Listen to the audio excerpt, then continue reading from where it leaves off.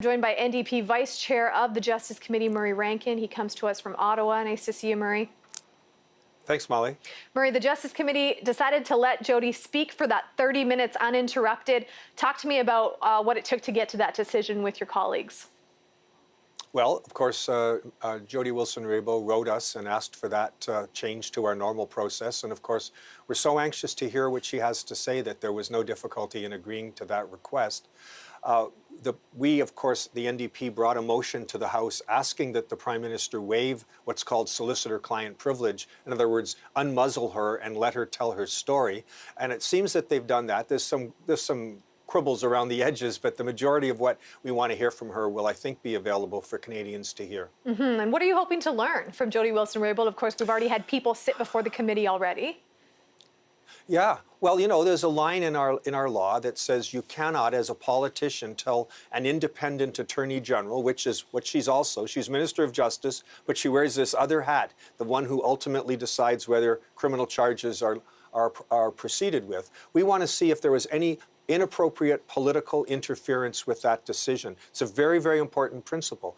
I also want to know whether we'll be able to hear, the Liberal majority on the committee will have something to say about it, the other main players in this scandal, like the people from the Prime Minister's office, her chief of staff, so we can understand the following. Was inappropriate pressure put on Jody Wilson-Raybould to change a decision that had been made by the prosecutor service? That's the question before us, and we got to get to the bottom of it. Yes, and this is all happening at 3:15 Eastern tomorrow. CTV News Channel will have it live right here for all our viewers.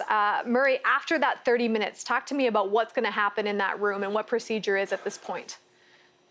Well, we hope we can persuade the government to let us have a little longer than the usual 2 hours. After all, she's taking a half an hour of that at minimum to do her thing. So we're going to want to have the round of questions with Liberals, Conservatives, and NDP. And we do a rotation typically. And so we'll each have an opportunity to ask what's on our mind. I've told you what's on my mind. I don't know what the others are looking to find out. But, you know, there was one thing that concerned me, that this decision that she was being asked to make, to reverse a decision that's already made, might have been, in fact, illegal, because the whole lobbying effort, the 50-plus meetings that SNC-Lavalin had, including more than a dozen with the Prime Minister's office, was to say that the economic consequences of proceeding with the criminal charge would be great. But you know what? That's not even a legal consideration under the statute. So I want to know whether she was being pressed to do something that she should not have been able, even at law, to do. Those are serious issues. Murray, a lot of Canadians, the story goes over their heads. It's very complicated.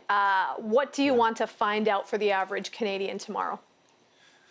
You know, someone said to me, we don't live in a banana republic. We live in a country ruled by the rule of law, where we have rules that must be followed. And the one, I think, of the most important ones, Molly, is that no politician tells somebody whether charges are going to be brought against their friends or their enemies. They shouldn't be allowed to do that. That's what happens in other countries that are less democratic than ours. Well, in this case, the evidence appears to be that she was pressured by the Prime Minister's office. The clerk phoned her. She met with the chief of staff. Did they browbeat her? Did they do something that was inappropriate? Thankfully, she said no. Thankfully, she didn't reverse course at their instigation. Is what I'm saying true? We need to know. I'm not sure, but that's what this is all about. And if there was inappropriate pressure to do something like that, then there are serious ramifications. Okay, we will have to wait and see. NDP Vice Chair of the Justice Committee, Murray Rankin, joining us from Ottawa. Thanks for being with us, Murray. Thanks, Molly.